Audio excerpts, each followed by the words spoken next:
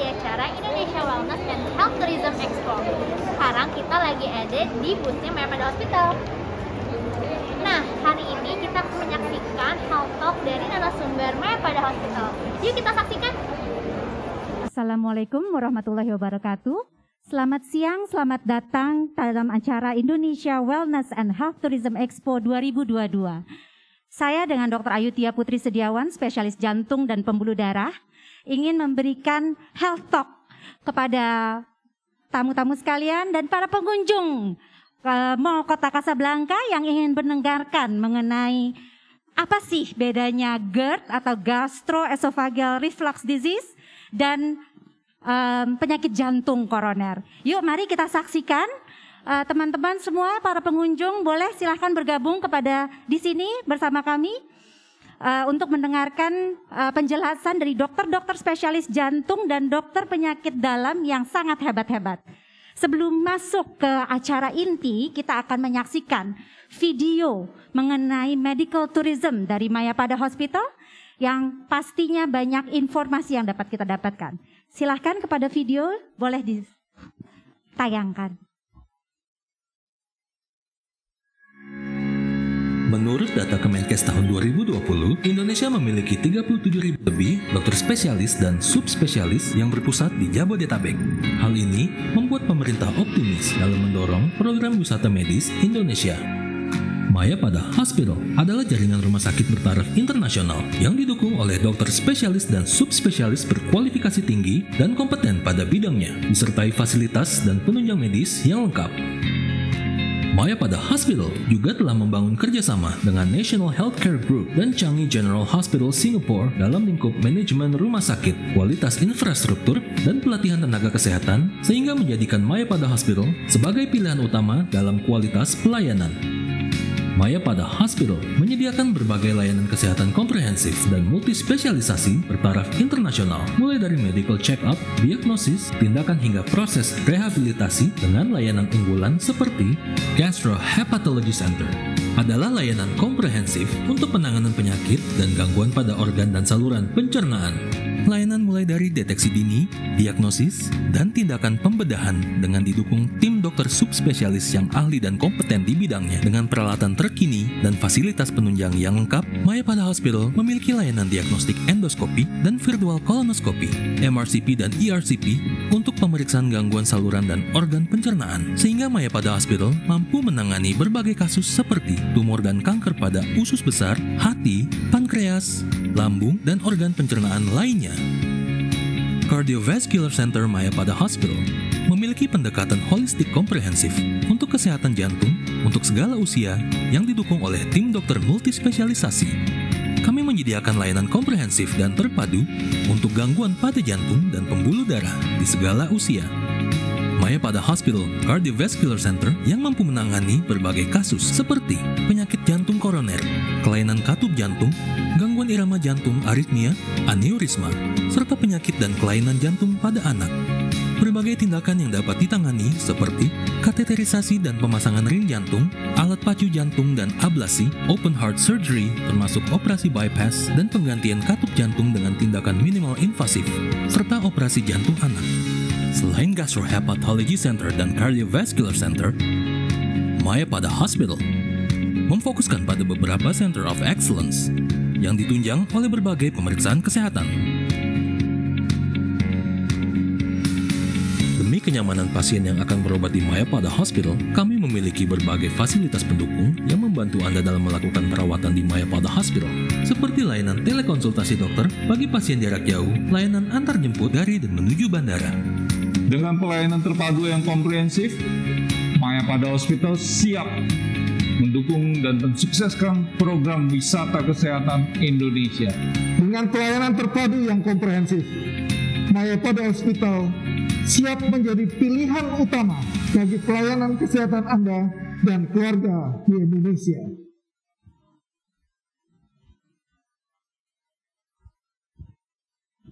Ya, itu dia video dari persembahan dari Mayapada Hospital. Jadi kita punya Mayapada Hospital banyak ya teman-teman semua. Oke, saat ini siang hari ini, siang yang cerah ini kita sangat beruntung karena kedatangan oleh 2 dokter spesialis yang ganteng-ganteng di sebelah saya. Ada Dr. Aaron Husing, spesialis jantung dan pembuluh darah konsultan, dan Dr. Suwito Indra, spesialis penyakit dalam, gastroenterologi dan hepatologi ya. Jadi kita mulai ya, pertanyaan pertama nih Dr. Suwito. Apa sih dok, GERD itu tuh apa sih dok? Karena kan masyarakat tuh udah banyak nih ya, aduh saya kayaknya asam lambung, aduh saya kayaknya GERD. Apa sih itu dok sebenarnya GERD itu? Ya, jadi GERD itu adalah suatu keluhan, biasanya berupa dada terasa panas, ya kemudian bisa disertai dengan nyeri tenggorokan, kemudian kadang-kadang disertai juga dengan mual. Jadi pada intinya GERD adalah suatu sekelompok keluhan yang disebabkan oleh asam lambung yang tampilannya berupa rasa panas, kadang sakit di dada, kemudian mulut dapat rasa asam, biasanya seperti begitu. Nah karena rasa panas ini kali ya dok ya, jadi masyarakat juga pada suka takut gitu, kok dada saya panas nih gitu ya. Kira-kira pemicunya apa aja dok?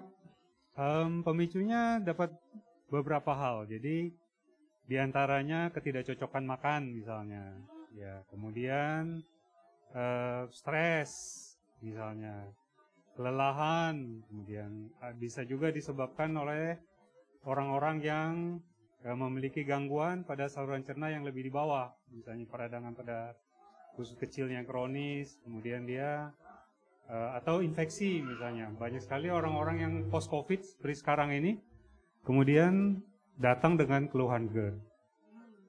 Oke, jadi karena GERD itu karena makannya yang salah, ya nggak cocok sama makanan, stres, waduh ini stres nih susah nih kayaknya ya dok ya. Stres atau juga ada peradangan, apalagi tadi dokter sebutkan COVID ya dok? Post-COVID. Post-COVID, oke. Jadi pada teman-teman semua yang pernah pernah COVID, post-COVID atau COVID graduate nih katanya, itu tolong diperhatikan ya dok ya, bisa jadi ada betul. GERD gitu ya dok ya. Oke. Nah tadi yang muncul gejala-gejalanya panas dok, apalagi dok tadi? Dada panas seperti terbakar, kemudian dapat disertai mual. Kemudian seringkali juga disertai tenggorokan ganjel, rasa asam di mulut, atau kadang-kadang asam pahit di mulut, seperti itu. Oke, lalu kalau misalnya nih masyarakat, pasien datang gitu ya, kan aduh saya merasa seperti yang disebutkan oleh Dr. Suwito. Lalu apa dok kira-kira yang akan dilakukan kalau ketemu dokter? Nih tips and tricksnya apa nih kira-kira yang akan dilakukan oleh dokter? Pemeriksaan apa kira-kira dok?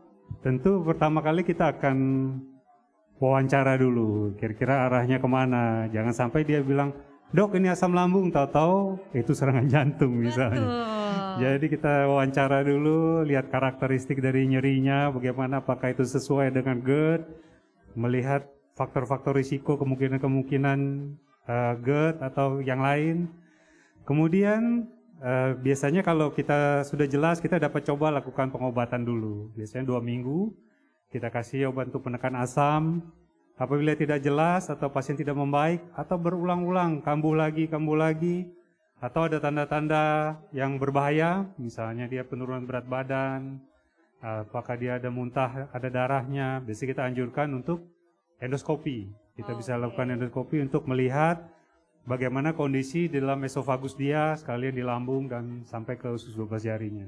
Baik, jadi ketika datang pasti pertama dievaluasi lebih lanjut, lalu baru pemeriksaan lanjutan seperti pemeriksaan saluran pencernaan ya dok ya. Iya, betul. Oke, nah itu dia dok. Jadi kadang-kadang pasien suka ngerasa dadanya panas, antara sakit jantung apa sakit GERD gitu ya. Nah kita kedatangan dokter Aaron nih teman-teman. Dokter Aaron, boleh nggak sih kita tahu apa sih bedanya GERD sama serangan jantung? Oke, terima kasih Dokter Ayutia dan Dokter Suwito. Apa bedanya kondisi GERD dan serangan jantung? Nah ini agak kompleks ya. Kalau kita baca dari judulnya Heart Attack and Heartburn, berarti sebenarnya di sini ada suatu, kalau secara deskripsi ya, keluhannya adalah dada panas ya, dada panas, ada rasa terbakar dari ulu hati ke kerongkongan. Terus kita bingung, ini sebenarnya lebih karena asam lambung kah atau lebih dari karena serangan jantung. Nah, ada beberapa hal yang perlu dipahami di sini bahwa yang namanya serangan jantung itu keluhannya masuk dalam spektrum namanya angina tidak stabil ya, atau nyeri dada yang sifatnya tidak stabil, atau angina pectoris itu bahasa ilmiahnya ya. Itu sebenarnya keluhannya banyak macam. Ada dada panas, ada dada berat ya, ada nyeri dada, atau hanya dalam bentuk mual-mual. Nah, heartburn hanya salah satu bentuk dari keluhan yang mengarah ke serangan jantung. Nah, sebenarnya yang membedakannya apa? Mungkin izin ya kalau Dr. Suwito, kalau berhubungannya lebih ke arah saluran cerna, mungkin ada hubungannya dengan pola makan mungkin ya, atau dengan posisional gitu ya. Dan dia bisa hilang timbul gitu. Iya betul dokter. Jadi kalau biasanya pasien GERD itu datang bukan mendadak sakitnya, dia sudah berulang-ulang kambuh. Kemudian kalau dia tiduran terasa lebih sesek, naik asamnya, mulutnya terasa asam, biasa sudah gitu. Agak berbeda mungkin. Nah ya itu salah satu karakter mungkin kalau lebih ke arah GERD. Kalau lebih ke arah jantung, nah itu bisa dibedakan menjadi dua spektrum. Yang sifatnya stabil atau tidak stabil. Kalau sifatnya tidak stabil, yang sifatnya gawat ya, itu dia muncul mendadak, seringkali nggak ada pencetus, atau hanya dengan aktivitas minimal aja muncul. Kemunculannya bisa bertahan lama sampai dengan lebih dari 20 menit, disertai keringat dingin, disertai muntah-muntah juga bisa, dan disertai berdebar-debar atau sesak nafas tergantung dari ringan atau beratnya serangan jantung itu. Itu kalau yang ke arah serangan jantung. Tetapi seperti yang kita tahu bahwa yang namanya serangan jantung itu cuma bagian dari penyakit jantung koroner yang ada yang gak stabilnya, tapi ada juga penyakit jantung koroner yang keluhan dada panas yang sifatnya stabil. Nah, kalau untuk yang stabil itu biasanya ada ciri khasnya. Dia dipicu oleh aktivitas fisik di level tertentu, nanti hilang dalam 5-10 menit setelah beristirahat. Nah, dua-duanya dada panas, tapi ada yang pencetusnya khas, ada yang tiba-tiba muncul begitu saja. Nah itu bisa membedakan mana serangan jantung, mana jantung koroner yang stabil.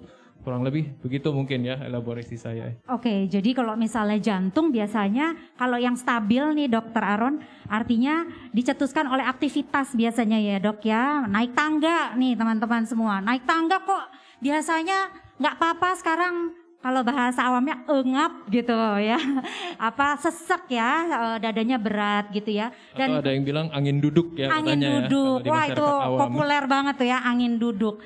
Nah kalau gejala-gejalanya yang tadi mual, muntah itu kan sama ya antara GERD dan jantung. Cuman tadi Dokter Aaron, Dokter Suwito bilang adalah biasanya kalau GERD itu sudah berulang-ulang dan ada rasa panas di tenggorokan ya Dokter Suwito ya. Ada panas dan asam di tenggorokan. Oke. Kalau faktor pencetus jantung apa nih Dokter Aaron? Faktor pencetus maksudnya kayak faktor resiko ya yang bisa bikin seseorang punya penyakit jantung ya. Jadi kalau kita menerima seseorang dengan keluhan ya seperti yang kita tadi, itu kita bisa mencari tahu kira-kira seseorang itu punya kemungkinan ke jantung lebih besar atau tidak ya. Dilihat dari latar belakang ya. Misalnya pertama dari segi usia. Pria lebih sering ke arah jantung dan apalagi kalau usianya sudah 40 tahun ke atas, itu secara demografi. Dari faktor-faktor yang lain yang paling umum adalah satu, konsumsi rokok ya secara rutin. Nomor 2, punya hipertensi atau tekanan darah tinggi, punya diabetes mellitus, dan punya kolesterol tinggi. Ini juga semua merupakan faktor-faktor yang kalau punya makin banyak, maka resiko bahwa keluhannya disebabkan oleh jantung akan semakin besar dibanding kalau nggak punya faktor-faktor ini. Dan jangan lupa yang terakhir adalah faktor keturunan.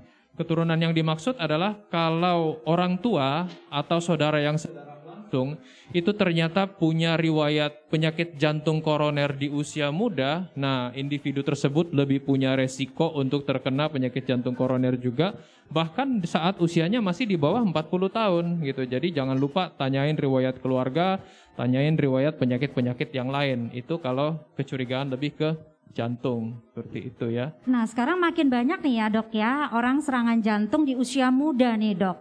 Kira-kira kenapa ya dok? selain dari family history ya, selain dari adanya faktor genetik yang tadi Dr. Aaron sebutkan.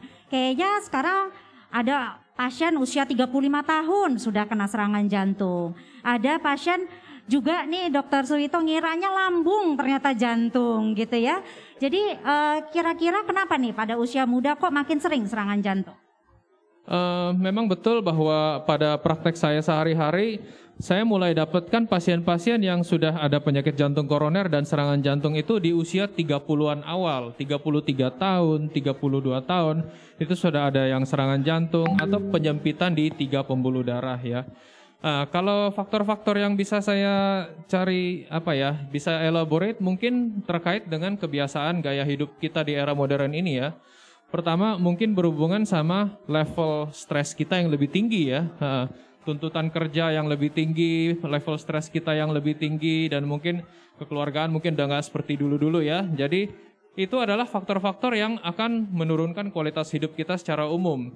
Akan membuat kita ada predisposisi terhadap tekanan darah tinggi, kencing manis, atau kolesterol yang lebih tinggi. Dan dipadukan dengan stres itu juga menjadi suatu predisposisi buat kita menjadi punya kebiasaan merokok gitu. Dan akhirnya karena ada stres juga, kebiasaan merokoknya jadi nggak bisa berhenti ya. Kita mau coba berhenti rokok tapi berada pada situasi yang lebih stres tinggi ya, malah akhirnya kembali lagi ke kebiasaan lama. Itu menjadi lingkaran setan gitu. Kurang lebih begitu ya. Oke. Kalau Dr. Suwito, kira-kira kalau stres ini seberapa besar pengaruhnya terhadap GERD? Iya, jadi seperti kita tahu stres itu dapat menyebabkan banyak sekali penyakit. Nah, khusus pada GERD ini pengaruhnya sangat besar. Walaupun stres itu bukan satu-satunya yang menyebabkan GERD. Nah, itu biasanya jalurnya itu melalui pada saat orang stres, badan itu menghasilkan hormon stres. Hormon stres itu berupa glukokortikoid, berupa adrenalin. Nah, dan ini merangsang lambung itu mengeluarkan asam yang lebih banyak.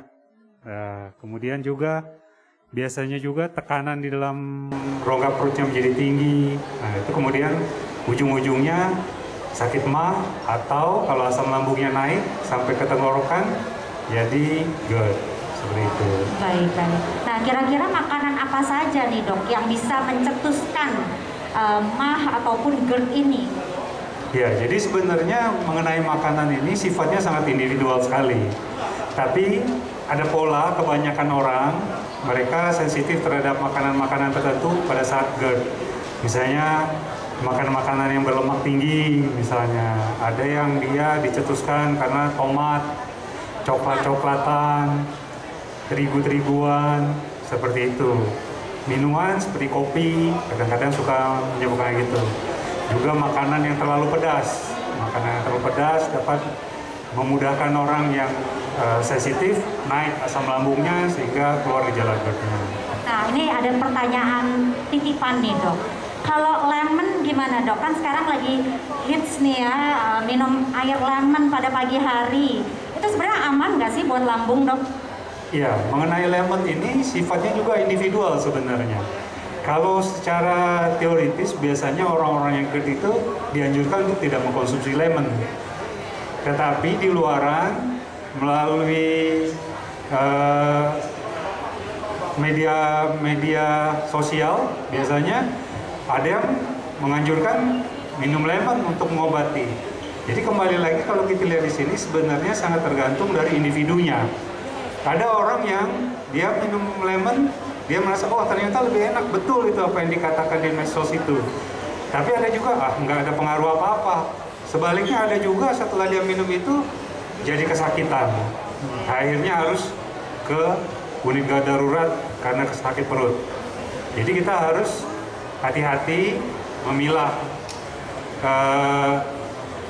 pandangan-pandangan yang seperti itu. Anjuran-anjuran yang disiarkan di melalui medsos itu harus kita perhatikan baik-baik, kita pilah baik-baik dulu. Oke, jadi yang katanya ini nih kadang-kadang kita harus telaah lebih dalam ya dok, tanyakan pada expertnya ya dok. Ya. Oke, nah kalau untuk jantung nih dokter Aaron, banyak banget juga loh yang katanya gitu ya. Jadi kalau dari sisi medis, pemeriksaan apa sih dan penanganannya bagaimana sih kalau orang terkena serangan jantung? Karena lagi-lagi di media sosial, apalagi di WA group gitu ya, itu kan banyak banget tuh yang dengan ini, dengan itu, dengan minum ini, dengan minum itu gitu ya. Kira-kira gimana? Itu hoax apa beneran gitu? Silakan Dokter Aaron. Baik, terima kasih Dokter Ayutia. Jadi kalau untuk serangan jantung ya, nggak usah pusing-pusing ya sebenarnya, yang benar ya. Kalau kita mengalami suatu gejala seperti yang kita deskripsikan tadi, panas atau nyeri dada dan kita khawatir, nomor satu langsung aja ke UGD dan cukup diperiksakan 2 hal sebenarnya. Cukup di EKG, rekam jantung, dan diperiksakan pemeriksaan enzim jantung. Bisa 1 kali atau bisa 2 kali pemeriksaan itu. Dari situ aja nomor satu kita sudah menyingkirkan, ini arahnya serangan jantung atau bukan. Nah, kayak gitu ya. Nanti urusan kalau misalnya yang gawat dari serangan jantungnya sudah disingkirkan, nah barulah kita ada waktu kan, kita udah lebih tenang buat mengeksplor lebih lanjut.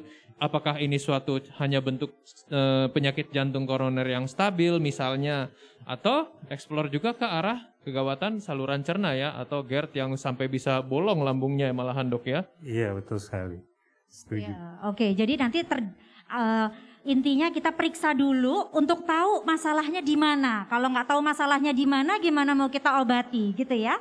Oke, nah kalau misalnya untuk tadi yang stabil dan tidak stabil. Kalau yang tidak stabil tentu penanganannya lebih urgent ya Dokter Aaron. Kalau yang stabil bagaimana? Pemeriksaan-pemeriksaan apa aja yang kira-kira bisa kita kerjakan terkait dengan medical tourism nih. Jadi teman-teman para pengunjung dari Mall Casablanca bisa tahu apa sih kira-kira yang akan dilakukan di rumah sakit untuk menunjang pemeriksaan ke arah penyakit jantung koroner. Silakan. Baik, jadi kalau pertama kita sudah meyakinkan bahwa ini bukan suatu kondisi serangan jantung ya, berarti kita mau eksplor apakah ada penyakit jantung koroner yang berhubungan sama gejala itu. Umumnya pemeriksaan yang paling sering dilakukan di rumah sakit itu ada 4 macam ya.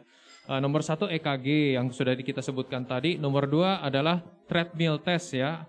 Treadmill test itu suatu pemeriksaan di mana kita disuruh jalan ya di atas mesin treadmill sambil dilakukan perekaman EKG. Tujuannya kita ingin mengetahui kalau jantungnya disuruh bekerja lebih berat ya. Itu apakah ada kelainan listrik dari garis-garis jantung gambaran EKG-nya yang menjadi indikasi atau mengarahkan ini ada penyumbatan pembuluh darah jantung atau penyakit jantung koroner. Itu treadmill test. Yang ketiga yang sering dilakukan juga adalah pemeriksaan ekokardiografi atau pemeriksaan USG jantung. USG jantung kita bisa langsung melihat otot jantungnya kita seperti apa, apakah sudah melar, bengkak, atau masih normal, apakah bergerak semua atau sebagian sudah tidak bergerak gitu ya, dan juga melihat klep-klep jantung. Ini bisa mereveal penyakit jantung koroner yang memang sudah terlanjur berat. Dan penyakit pemeriksaan lain yang bisa kita lakukan untuk bisa langsung melihat pembuluh darah itu adalah CT scan koroner ya. Itu kita disemprotkan infus zat kontras atau infus zat warna, kemudian kita diambilkan foto berulang dengan sinar X, langsung kita kelihatan gambar dari pembuluh darah koroner kita. Ini adalah pemeriksaan-pemeriksaan yang buat mencari tahu kemungkinan ke arah penyakit jantung koroner ya. Oke, jadi begitu ya teman-teman tahapan-tahapannya ya. Oke. Nah kalau dari Dokter Suwito, kalau GERD atau MAH nih ya, selain tadi pemeriksaan secara anamnesa atau history taking atau wawancara ke pasien, pemeriksaan fisik, lalu ada pemeriksaan-pemeriksaan apa lagi Dok tadi? Ya, kadang-kadang kita perlu untuk memastikan apakah ini memang sumbernya dari saluran cerna atau organ lain yang di sekitar saluran cernanya. Tentu setelah kita singkirkan bahwa ini bukan sakit jantung. Kalau sakit jantung kita kasih ke dokter jantung. Baik. Kita bisa lakukan USG misalnya untuk screening awal, melihat apakah di situ didapatkan perlemakan hati, apakah ada radang di hati. Kemudian yang sering juga adalah dari kantong pedu. Apakah ada batu di dalam kantong pedu, apakah ada peradangan atau bahkan kadang-kadang sumbatan di dalam saluran pedu. Kemudian apabila dibutuhkan kita bisa lakukan CT scan misalnya dengan kontras untuk melihat apakah ada misalnya benjolan di dalam rongga perut Nah, apabila kita sudah tentukan bahwa oh ini pasti penyebabnya kira-kira dari saluran cerna, kita ingin melihat, kita dapat lakukan endoskopi. Endoskopi kita lihat apakah GERD ini murni misalnya disebabkan karena sesuatu yang asalnya dari saluran cerna atas saja, misalnya kita lakukan endoskopi saluran cerna atas meliputi esofagus, lambung, dan usus 12 jarinya. Kita lihat apakah di esofagusnya itu terdapat radang atau tidak. Karena kadang-kadang ada orang dengan keluhan GERD, dadanya terasa panas, bahkan nyeri. Begitu kita endoskopi, kita bisa saja tidak menemukan peradangan pada esofagusnya. Di lain sisi, ada juga pasien dengan peradangan, bahkan sudah kronis, bahkan kadang-kadang sekali-sekali, tidak banyak. Misalnya ada tanda-tanda awal munculnya suatu tumor, misalnya di sana. Itu bisa kita temukan dengan cara melakukan endoskopi. Apabila kita curiga bahwa ini ada lain lagi selain kelainan di saluran cerna atas yang menyebabkan GERD, kita bisa lakukan kolonoskopi untuk melihat kondisi usus besar dan usus kecilnya. Oh, baik. Jadi endoskopi itu dari atas seperti ada kamera gitu ya, Dokter Suwito ya? Betul. Jadi kita menggunakan kamera yang bentuknya seperti selang. Kemudian di depannya itu ada kamera, ada lampu, kemudian juga di tengahnya itu ada channelnya, ada seperti rongga selangnya itu untuk memasukkan alat kalau kita perlukan untuk melakukan biopsi misalnya, seperti itu. Kemudian kita lihat hasilnya pada monitor televisi, kita menggunakan video, jadi kamera itu dimasukkan prosesor, kita melihat gambaran dari saluran cerna itu pada layar monitor televisi. Baik, jadi untuk langsung melihat ke dalam ya, ngintip ke dalam ya dok. Betul ya? Betul sekali. Oke, dan ini pemeriksaannya tentu pasien dalam sedasi ya dok? Ya, itu biasanya kita lakukan pasien dikasih obat, dia tidur, kita lakukan endoskopi. Jadi nggak perlu takut ya, karena tidur kitanya enak, bangun-bangun udah selesai ya dok? Iya. Oke, nah kalau misalnya memang seperti itu, misalnya memang ada GERD gitu ya, kira-kira langkah-langkah apa dok manajemennya bagi pasien nih, bagi teman-teman pengunjung dari Mall Casablanca ini, kira-kira kalau ada GERD saya mesti ngapain sih gitu sebelum ke dokter nih misalnya? Ya, kalau keluhan itu sifatnya awal atau sifatnya ringan, ya bolehlah dicoba dengan obat-obat untuk mengatasi asam lambung yang ada di pasaran, bisa dibeli sendiri. Obat-obat golongan antasida misalnya ya. Kemudian kita perhatikan apakah ada pencetusnya di antara misalnya makanan-makanan yang kita makan sebelumnya. Nah, atau kita kurang istirahat misalnya ya. Nah, kalau dengan cara yang sederhana begitu kita bisa atasi, baik lagi, masalah selesai. Tetapi kalau dia berlangsung terus, tetap merasa tidak nyaman, asam lambungnya naik terus, kadang-kadang ada yang kemudian terganggu, tidak bisa makan, sampai berat badan turun, atau sebaliknya, lapar terus sehingga mendorong dia untuk makan sampai hari dia digemuk. Nah, sebaiknya datang ke rumah sakit untuk konsultasi ke dokter. Nanti dokter akan mengevaluasi dulu, kemudian mencari permasalahannya di mana, kemudian akan mencarikan solusinya.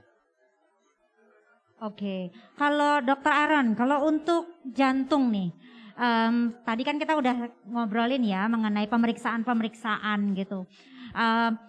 Apakah kita melakukan pemeriksaan jantung harus sudah ada keluhan atau tidak dok? Sebelum ada keluhan misalnya saya mau tes deh karena saya ada keturunan misalnya gitu ya, atau aduh kayaknya gaya hidup saya jelek deh, makannya saya masih junk food, saya perokok misalnya. Seberapa sering kita harus ngecek diri kita? Kira-kira gimana Dokter Aaron? Baik, jadi kalau kita udah lihat tadi bahwa penyakit jantung koroner itu ada keluhan ya. Kadang-kadang penyakit jantung koroner itu juga bisa tidak ada keluhannya sama sekali, atau belum masuk ke tahap di mana dia cukup berat untuk menimbulkan keluhan. Nah, tapi bukan tidak mungkin penyakit jantung koroner yang belum ada keluhan ini bisa bikin serangan jantung. Itu yang mau kita hindari kan ya, suatu serangan jantung mendadak padahal kita nggak tahu apa-apa. Nah, itu kita bisa lakukan pemeriksaan check up. Nah, kapan kita harus mulai curiga kita ini punya penyakit jantung koroner yang tidak ada gejala atau enggak? Itu kembali lagi pada pengenalan dari faktor-faktor resiko yang tadi sudah kita sebutkan ya. Pertama kita kenali apakah kita punya diabetes ya atau kencing manis, kedua punya hipertensi, kebiasaan merokok dan kolesterol tinggi dan keturunan, dan juga melihat kita ini usianya berapa saat ini ya. Secara umum kalau seseorang itu sudah 40 tahun ke atas, umumnya dianjurkan setahun sekali screening ya. Nah, kalau Dr. Ayudhya kalau nggak salah ya, gitu ya. Kalau misalnya masih di bawah 40 tahun, yang saya pernah dapatkan itu menurut narasumber cukup diulang 4-5 tahun sekali kalau tidak ada faktor resiko apa-apa. Tetapi kalau punya faktor resiko, misalnya memang penderita diabetes atau ada keturunan, ya walaupun usia di bawah 40 tahun juga jadinya harus setiap tahun di screening seperti itu. Jadi individual gitu. Kita kenali apakah kita ini orang yang beresiko tinggi serangan jantung nggak? Kalau kita udah tahu kita beresiko tinggi walaupun usia masih di bawah 40 ya kita lebih sering check up seperti itu. Oke, jadi tergantung profil risiko pasien dan kalau perempuan bagaimana Dokter Ara? Tadi kan sebutkan kalau laki-laki secara demografis lebih tinggi angkanya. Kenapa kalau pada perempuan enggak, Dok?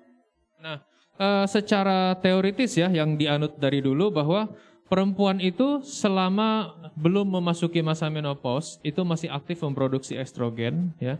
Dan itu ternyata punya efek protektif terhadap kolesterol LDL dan juga punya efek protektif terhadap penyakit jantung koroner. Sehingga umumnya kalau perempuan itu masih di bawah belum usia menopause, terus tidak punya diabetes, tidak punya hypertension dan tidak ada keturunan dan tidak merokok, itu sangat jarang sekali punya penyakit jantung koroner atau menderita serangan jantung. Nanti ketika sudah lewat usia menopause, baru faktor resiko untuk terkena serangan jantung dari wanita itu mulai menanjak mendekati orang yang laki-laki seperti itu. Nah, jadi kecuali kalau memang ada keturunan ya, ada diabetes, nah itu kita harus was-was. Belum menopause, masih 40-an, tapi ada diabetes, ada keturunan, tetap curiga jantung koroner. Jadi efek protektif estrogen tersebut hanya terjadi jika memang tidak memiliki faktor resiko. Dan memang wanita adalah makhluk yang luar biasa. Luar biasa. Oke, aplausnya boleh Ari? Oke, nah ini saya mau menanyakan kepada Dr. Suwito. Tips and tricks buat hidup sehat dari seorang gastrohepatolog tuh apa sih, Dok? Iya, jadi kalau tentu ini sehubungan dengan kesehatan saluran cerna. Nomor 1, hindari stres. Jadi hidup dengan santai, membagi waktu antara pekerjaan dengan merawat diri. Tentu itu yang pertama. Kemudian apabila kita mempunyai faktor-faktor risiko yang memudahkan terjadinya gangguan saluran cerna dan apalagi apabila ada keluhan tentu harus kita perhatikan lebih. Makan teratur, menghindari makanan-makanan yang dapat mencetuskan gangguan pada saluran cerna, tidak merokok, hindari alkohol, seperti itu. Oke, stres yang pertama ya Dok ya, aduh susah nih kayaknya. Dok, tadi dokter cerita tentang COVID dan GERD, angkanya banyak nggak Dok? Banyak, jadi ternyata virus COVID ini bukan hanya ditemukan pada saluran cerna, bukan hanya pada saluran nafas, tapi kita dapat juga ditemukan pada saluran cerna. Jadi ada pemeriksaan yang dilakukan pada kotoran, itu dapat menemukan virus walaupun teknik pemeriksaannya berbeda. Nah seperti begitu, jadi banyak sekali kita temukan pasien-pasien yang datang ke gastroenterohepatologi itu, Dok, sekarang saya asam lambungnya naik terus. Atau dok, saya sekarang sakit perut terus. Atau bahkan kadang-kadang, dok, saya kok beraknya sekarang berdarah. Setelah dievaluasi, ditanya-tanya, oh ternyata 2 minggu yang lalu post-COVID. 3 minggu yang lalu post-COVID. Jadi banyak sekali ternyata COVID itu juga selain menyebabkan peradangan pada saluran nafas, juga pada saluran cerna. Jadi banyak orang-orang yang post-COVID kemudian mempunyai keluhan seperti itu. Oke, dan ini bisa terjadi juga pada long COVID ya Dok? Betul, ada yang sampai berbulan-bulan, tadi saya tuh nggak pernah sakit mah Dok. Kemudian sekarang kenapa sakit terus nggak baik-baik? Dok, gini dok, kalau misalnya sekarang kan semua orang pasti lebih berjaga-jaga diri ya mengenai daripada terkena dari virus COVID tersebut. Kan minum vitamin pada banyak-banyak banget nih dok. Dari sisi gastroenterohepatologi gimana dok untuk masalah kita minum vitamin banyak ini? Iya, vitamin itu pada dasarnya baik kalau cara kita menggunakannya baik. Jadi pada prinsipnya yang paling baik adalah kita mencukupi vitamin dari menu makanan kita sehari-hari. Ya, kita makan dengan buah-buahan yang cukup, lemaknya juga cukup. Nah, cuma permasalahannya sekarang ini di masyarakat kita ada tren menghindari lemak, takut sama lemak. Terutama orang-orang yang takut serangan jantung. Nggak mau makan lemak lagi, takut. Nah, itu juga kita, apabila dia betul-betul tidak makan lemak, tentu vitamin-vitamin yang ada di dalam lemak itu akan berkurang konsumsinya. Jadi seperti vitamin A, vitamin D, vitamin E, dan K, asupannya bisa berkurang. Jadi itu harus kita lebih perhatikan. Mungkin lebih baik kita berikan suplementasi. Oke. Ada juga, tidak jarang sekarang apabila kita periksa vitamin, misalnya vitamin D-nya ternyata kurang. Itu juga apabila kita temukan begitu, kita perlu lakukan suplementasi. Kadang-kadang asupannya sudah bagus, tetapi penyerapannya tidak baik karena khususnya meradang kronis. Nah, itu juga mungkin kita perlu suplementasi. Jadi pada dasarnya vitamin itu baik, tetapi pada saat kita menggunakan itu, kita harus menggunakan secara bijaksana. Ya, kalau sensitivitas, seperti orang mengatakan, oh saya kalau minum vitamin A, vitamin tertentu, perut saya tidak enak. Apakah vitamin itu tidak boleh diberikan pada semua orang? Ternyata tidak. Kenapa? Karena sensitivitas atau rasa tidak nyaman yang disebabkan oleh vitamin itu berbeda-beda antara orang satu dengan yang lain. Katakan yang paling sering vitamin C. Ya. Vitamin C itu banyak orang mengatakan, kalau saya minum vitamin C, mah saya kambuh perih misalnya. Tetapi orang lain kan tidak. Begitu juga ada orang yang mengatakan, saya kalau minum vitamin C jenis ini, misalnya tablet misalnya, perut saya perih. Tapi kalau saya minum yang effervescent tidak, atau sebaliknya. Atau vitamin C yang bentuknya seperti ini perih, kalau yang lain tidak. Jadi itu sebenarnya sifatnya individual. Vitamin C sendiri bukan dianggap sebagai salah satu yang kontraindikasi pada orang gangguan saluran cerna. Tetapi kita harus memperhatikan apakah dia punya pengalaman gangguan saluran cerna tidak pada saat dia mengkonsumsi vitamin pada waktu-waktu yang lalu. Kalau dia pernah, mungkin dia termasuk orang yang tidak bisa mengkonsumsi vitamin itu dalam jumlah besar sekaligus atau hanya pada sediaan tertentu. Kita bisa usahakan, kita evaluasi, tanya baik-baik apakah itu terpengaruh oleh dosis. Misalnya kalau dia minum 1000 mg perutnya perih, tapi kalau 200 tidak, misalnya gitu. Atau kalau dia minum yang tablet isap, yang tablet isap dia perih, tapi kalau yang effervescent tidak, kita bisa pilih sediaannya. Jadi sangat individual ini ya. Betul sekali, sangat individual sekali. Oke, baik. Kalau Dokter Aaron nih, gimana nih? Kalau untuk tips and tricks untuk supaya jauh dari serangan jantung atau penyakit jantung koroner, penyempitan pembuluh darah jantung, apa kira-kira tips and tricks dari Dokter Aaron? Jadi semuanya udah disebutkan tadi sebenarnya ya. Nomor kita ngulang lagi sedikit dirangkum. Yang pertama adalah check up. Kita punya penyakit jantung koroner atau enggak. Kalau punya langsung diobatin gitu. Dan di samping itu terlepas dari kita punya atau tidak punya penyakit jantung koroner kan kita tetap ingin menurunkan resiko kita ke arah sana. Nah itu mendekati seperti yang tadi udah disebut juga oleh Dr. Suwito. Pertama, usahakan hidup kita itu seminimal mungkin lah dari stres ya. Karena stres itu kita tahu selain berhubungan juga dengan saluran cerna, dengan hormon kortisol tadi ya yang disebutkan oleh Dr. Suwito, itu juga berhubungan sama timbulnya penyakit darah tinggi, kencing manis, dan kolesterol, dan semuanya itu merupakan faktor resiko ke penyakit jantung koroner. Nah, selain menghindari stres, tentu juga kita harus memperbaiki diet kita ya. Diet kita itu yang dianjurkan tentu banyak mengkonsumsi serat ya, sumber serat yang baik, yang banyak antioksidannya, misalnya sayur-sayur hijau dan buah-buah, itu sampai dengan 4-5 porsi sehari malahan ya dianjurkan. Kemudian juga usahakan konsumsi sumber energi yang GI GI indeksnya ya, glucose indeksnya itu rendah, di mana tipe makanan yang kalau kita makan nih gula darah kita naiknya dikit aja. Nah, itu biasanya tipe-tipe makanan yang seratnya banyak. Kemudian juga dianjurkan mengkonsumsi makanan yang memiliki sumber lemak. Nah, tadi disebut-sebut oleh Dr. Suwito bahwa kita sebenarnya perlu konsumsi lemak untuk penyerapan vitamin.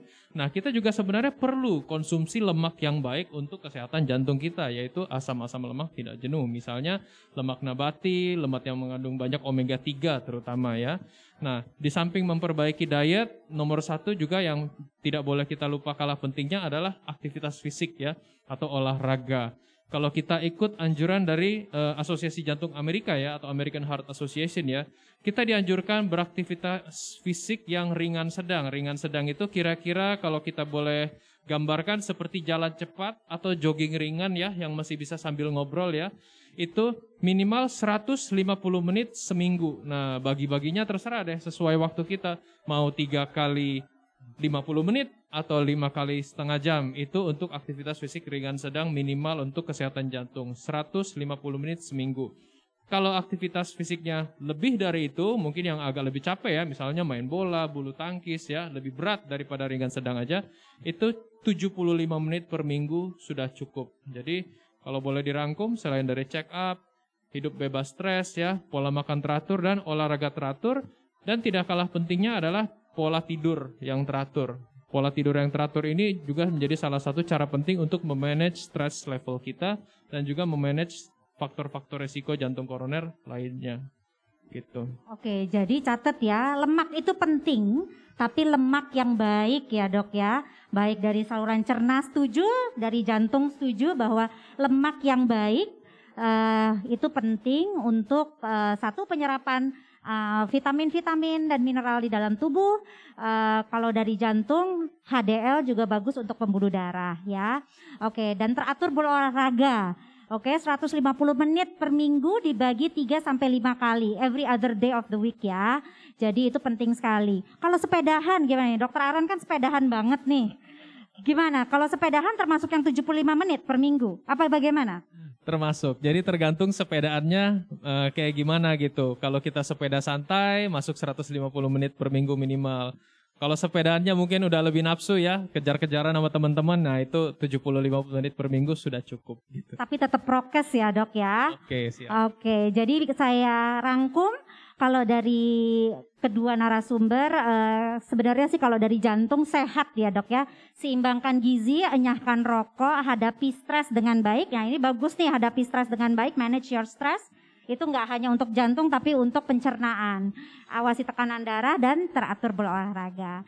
Ada kata-kata terakhir dari Dr. Aaron, dari Dr. Suwito, monggo silahkan. Sudah? Kayaknya sudah cukup ya. Intinya dari tadi, dari Dr. Suwito dan Dr. Aaron, satu, stres. Stres menyebabkan asam lambung meningkat, bisa menjadi GERD. Stres juga bisa menyebabkan penyempitan dari pembuluh darah dan gaya hidup sehat, lifestyle changes. Oke, sekian dari saya. Mohon maaf kalau ada kesalahan. Saya tutup acara bincang-bincang Health Talk hari ini dari Mayapada Hospital. Terima kasih. Wassalamualaikum warahmatullahi wabarakatuh.